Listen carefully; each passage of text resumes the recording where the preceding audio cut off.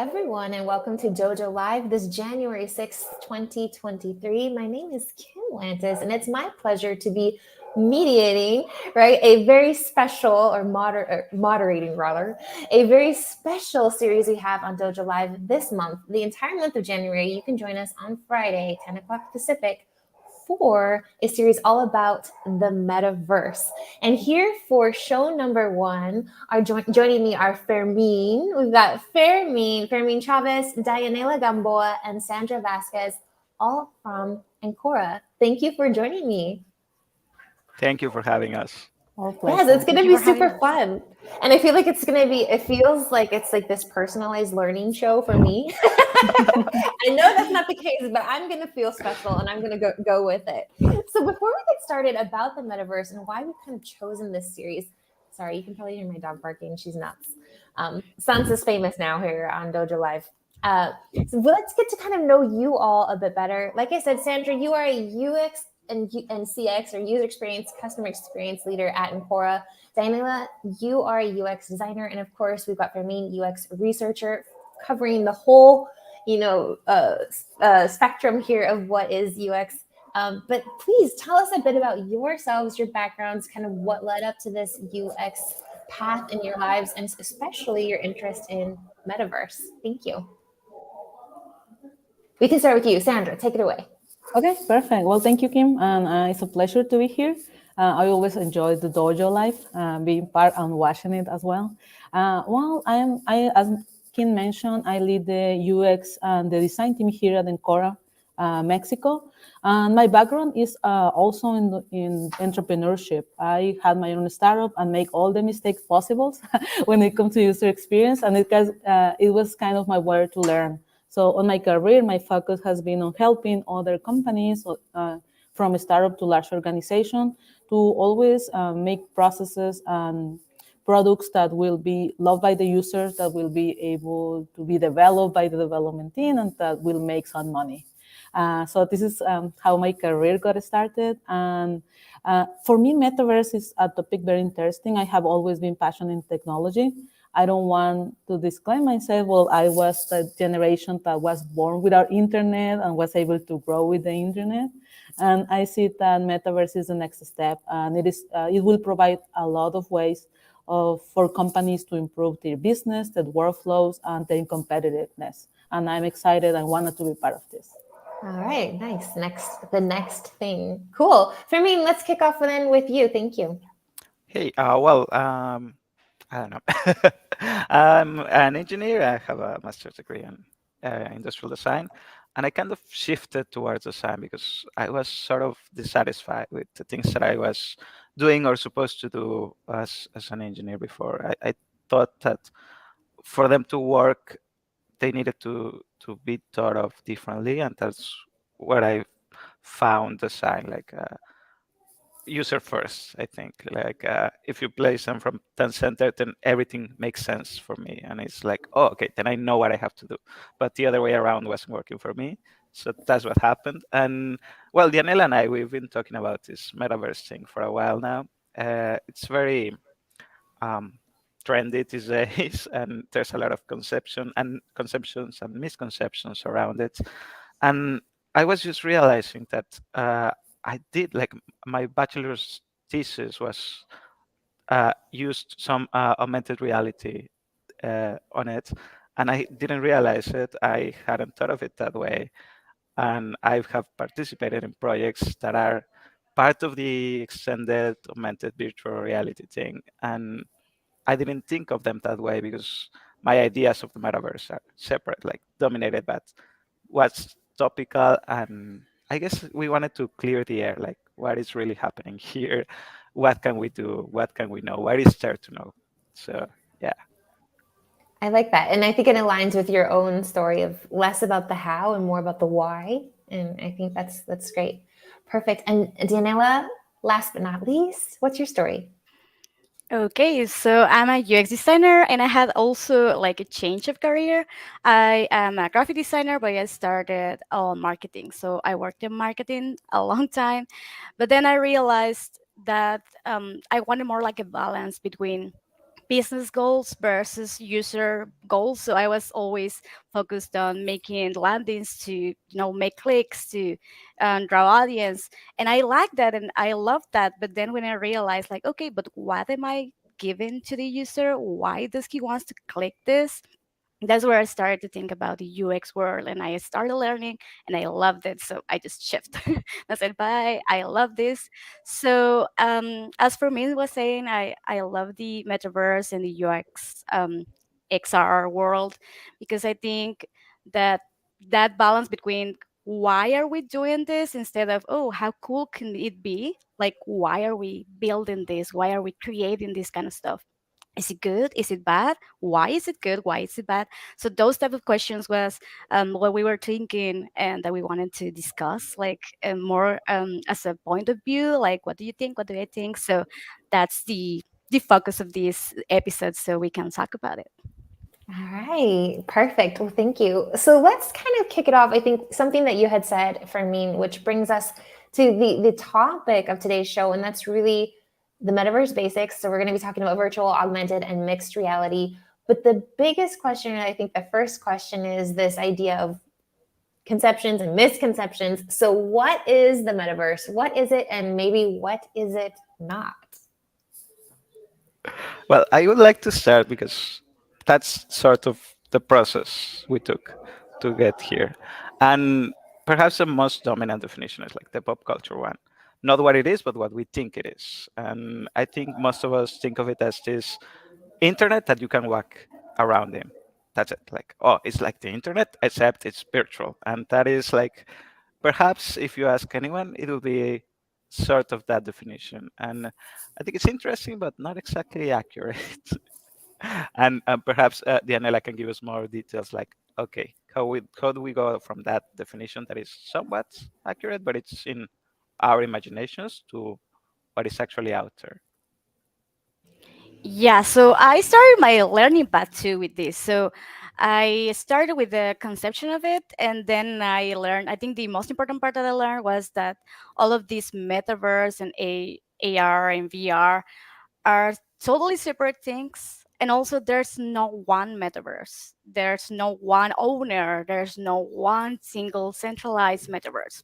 There should be tons of metaverses. There should be a lot of information and a lot of users using them.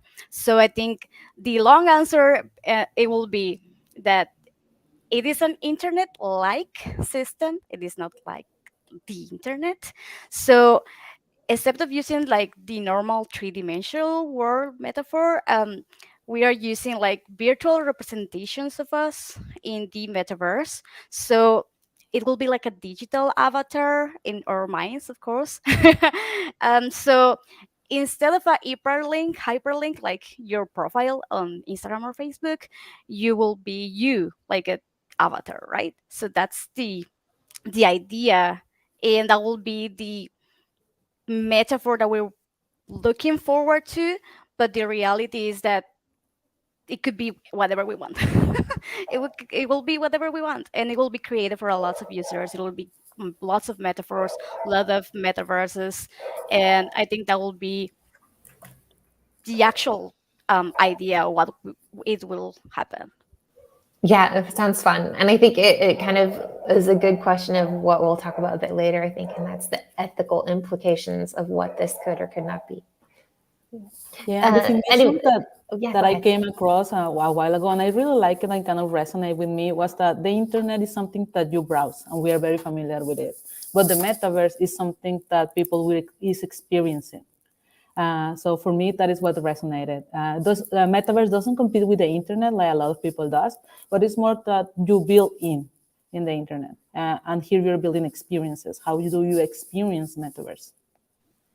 I like that. I think and it really aligns with your all's passion and where you're coming from as well. So the way I understand it, and really the title of today's show, is kind of these three components, right? We've got the VR component, the XR component, the AR component. So virtual, augmented, and mixed reality. Do we want to dive into those a bit and just sort of perhaps separate what that means for our listeners today? Yeah, I guess we could do like a quick recap. because they are like, we see them everywhere, and they are slightly different from one another, and we sometimes use them interchangeably when we shouldn't.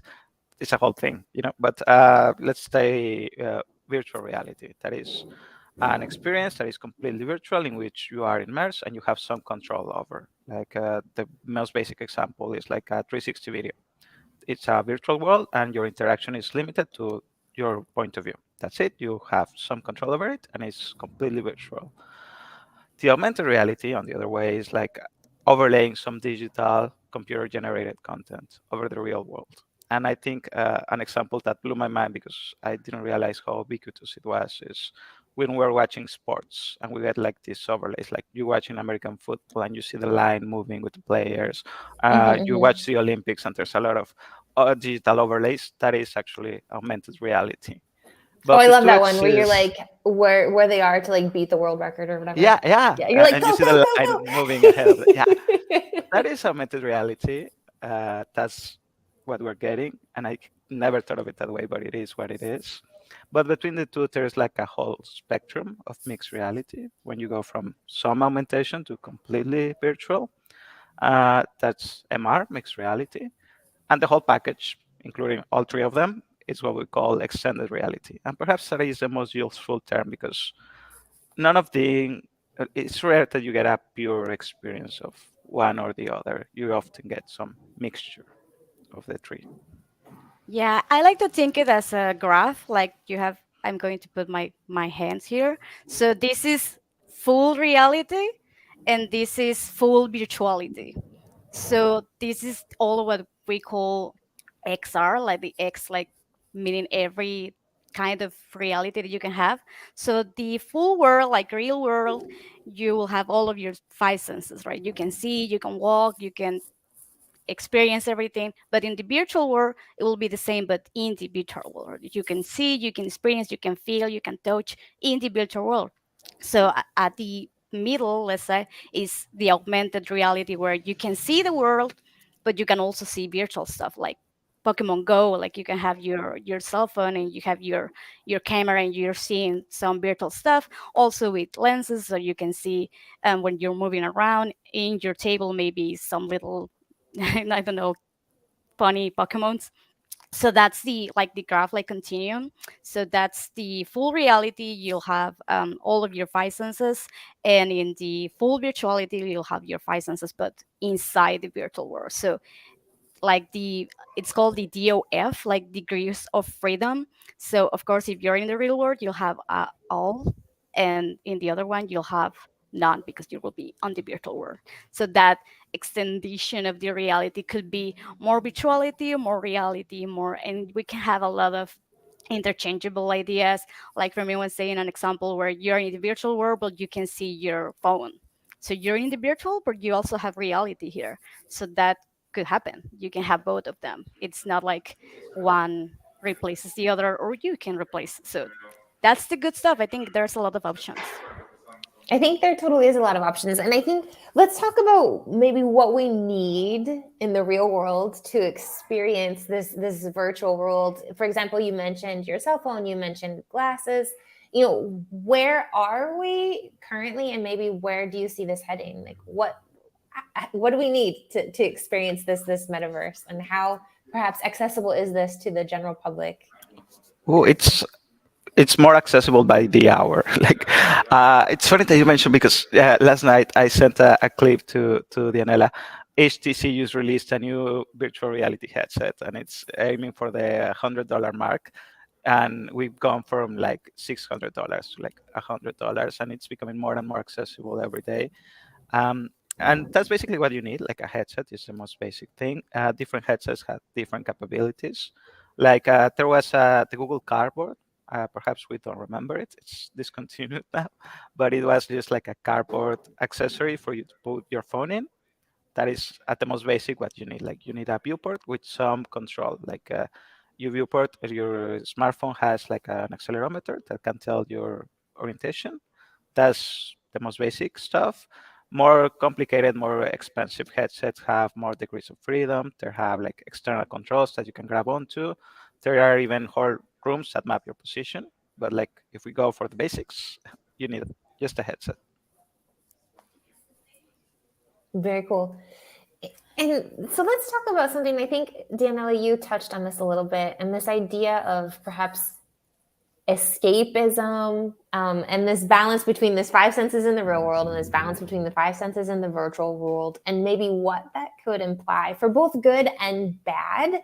I think in the real environment that we live in, what do we need to keep in mind to strike a balance? And, I think it's exciting because we, not me, but I mean, we as humanity have this like entire frontier ahead of us. And I think there probably is some accountability, right? Responsibility that we have to really think about building it right from the start. I think an example that comes to my mind is social media, right? Of what maybe we had initially thought that it could become, what it has become, and all of this potentially negative consequences and fallout that maybe hadn't been foreseen. So if we can learn from that as we're building something entirely new, what are some of these moral implications? Fermin, you love this question. Please go. Okay. Well, there's a lot of it. I think I have to. I'm very prone to like fatalist thinking, like thinking in extremes, and sometimes I would be like, okay, if we can't make it, you're a pessimist, but the pessimist likes to say he's a realist. and sometimes it's like, if we can't make it like 100% perfect and safe and sound, then we shouldn't have to make it. And that's not how it works. That's not how it should work. I don't think it will be perfect, but I think that, as you were saying, like, we have learned a lot from social media, from all its downfalls, and we can take those learnings to build a better metaverse. There's a lot of implications here. There's ecological, social, identity things that we have to consider. A lot of them don't have answers right now, but the thing is that the questions are there and we're thinking about them. And I think that's good. I guess for me, I'm very concerned about the environment. And tying back to escapism, this idea that we want to escape our reality because it's not very good right now or something. Well, yeah, we can take it that way, but I think when we frame it from the escapist point of view, we are kind of giving it a bad rep, because it's not that we're escaping, it's that we are building things there, we are interacting, we are learning, and we are in a way caring for our reality as well. Like there's these ideas of perhaps visiting endangered species harms them more than it helps them. You could visit the virtual versions of them, take away the same learning, the same experience, but you don't harm the real thing. There's more like options to interact with your environment, to care for it, instead of just escape from it. And that is also a social thing, like things you don't really realize are metaverse or virtual reality. I was thinking of the film from Iñárritu, Blood and Sand, and it was a virtual experience. It got him an honorary Oscar, and it was about empathy, about the experience of immigrants. So it's not really that you're escaping when you look at it, it's that we are learning new ways of interacting, of experiencing things. It comes at a cost, like the ecological concern, like the energy expenditure of keeping all of these machines running is a concern for sure, but it's one we can work towards solving, at least, because we know it's there. We're not ignoring it, right? Mm-hmm.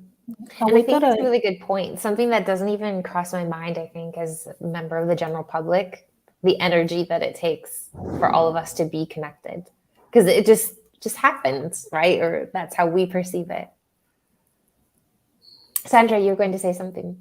Oh yeah, a way that I like to say it is rather than escaping, people is actually using it on how can we improve the actual experience that we have right now? How can we improve the real work or processes on the day-to-day to make it more accessible for other people, to make it more, we can do things that might be very limited.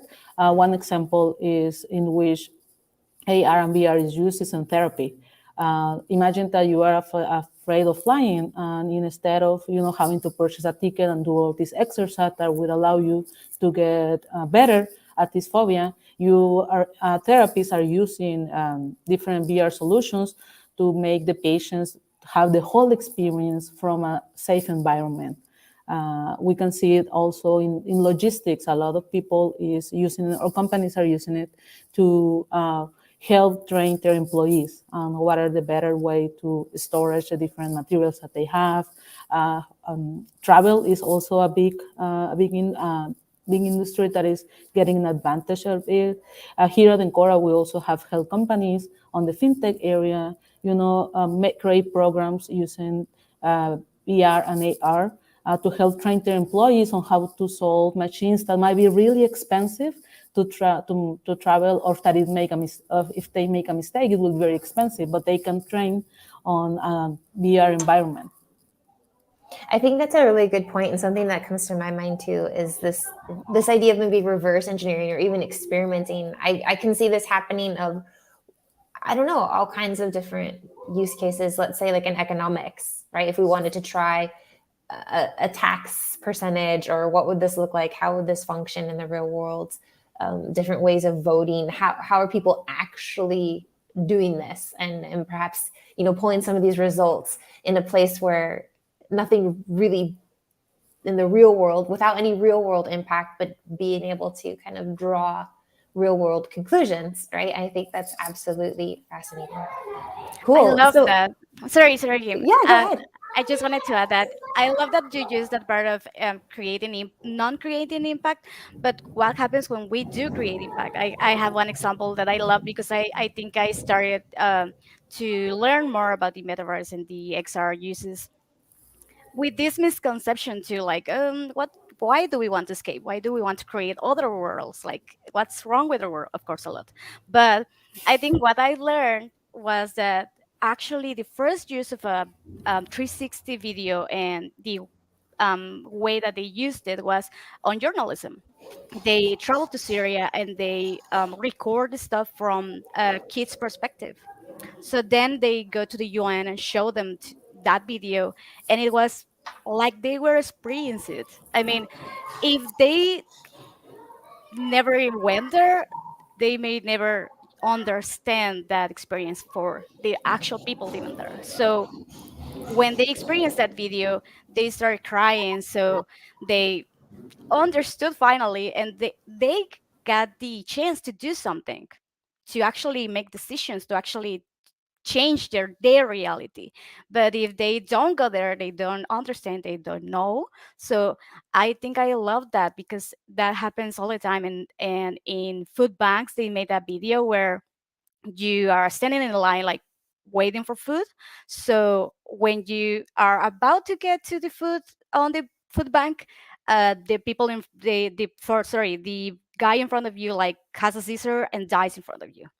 And they were like, what, why am I seeing this? I don't want to see this. And they just like handed you the newspaper with that happened. And that guy died because he had diabetes and he didn't receive the food on time. So that's the type of stuff that they are doing with the augmented reality and the virtual reality, like not actually escaping from our reality, but like noticing the reality, making others notice the reality, what's really happening in the world. Like, I love that use. That's augmenting real world empathy, which exactly. I think would therefore make this need to escape, if that's the word we want to use, less necessary, right? Yeah. Very cool. So we're coming actually to the final few minutes of the show today, if you can believe it or not. And I think we're still up in the air of this question of, is the metaverse safe, right? Or who should be using it? Should anyone be using it? Let's kind of take a vote here. Dianela, is it safe? I think it can be safe. Okay. So Fermin? Yeah, I think we can make it safe. We know how to do that. There's the groundwork. The groundwork has been laid out for us. We just have to follow it. There's a lot of experts that have said, okay, these are the security risks. This is how we address them. And once we know that, well, we know what to do. It's just that we get to it. We can make it safe, I think. Yeah. And Sandra, you think so? Yeah, I totally agree with Fermin. As a humanity is not our first rodeo. There are some security and privacy issues as well as they appear when we have started with social media. But I think organizations are moving forward organization and the ones that have that vision are the ones who are leading into this metaverse universe and development. We are the ones who are gonna make the rules of how to make it safe, how to make it safe for the users, for the business. So I think we have done it before and we can do it again. I think so too. And I think what I'm drawing from our conversation today is the metaverse really is, I think, for everyone, right? I can see cases and use cases where children and all the way up to, the elderly can kind of benefit from this. Able-bodied individuals, people with disabilities, especially, I think, can take advantage of what the metaverse can bring to them and a sense of normalcy. I think it's really beautiful, but I think just like we've talked about, this consciousness of making sure that it is a safe space and trying to learn perhaps from past mistakes. And I think this is just some of these things, this kind of pop culture element. And we'll end today's show because we've got 3 more shows, folks, coming up, 3 more shows all about the metaverse. We'll be able to deep dive into other topics, like I said, every Friday for the month of January. So we'll end this particular show on something kind of fun, perhaps thought-provoking, but fun. And I think this is inspired by this urban legend we have of, whether it's true or not, I do not know, but Walt Disney, right, decades ago, passed away, and rumor has it that he froze his body because he chooses or would like to be reanimated, right, whenever that technology sort of catches up. So it brings me this question of, can we live forever? I think this is also inspired by Ready Player One film as well. What do you guys think? Can we live forever in the metaverse? I think there's ways to look at it. One way is to ask whether we can spend most of our lives within the metaverse. I think that's already a reality for a few people. Like they can spend most of the day there, they can make money there and survive from there. That's a life in the metaverse, and I think that is a reality right now for a few people. Whether most of the people will get there in time, I don't know. It's an open question. The other way to look at the question is like whether our existence, our digital existence, can be prolonged in the digital world, and that's a lot of there's a lot of implications there.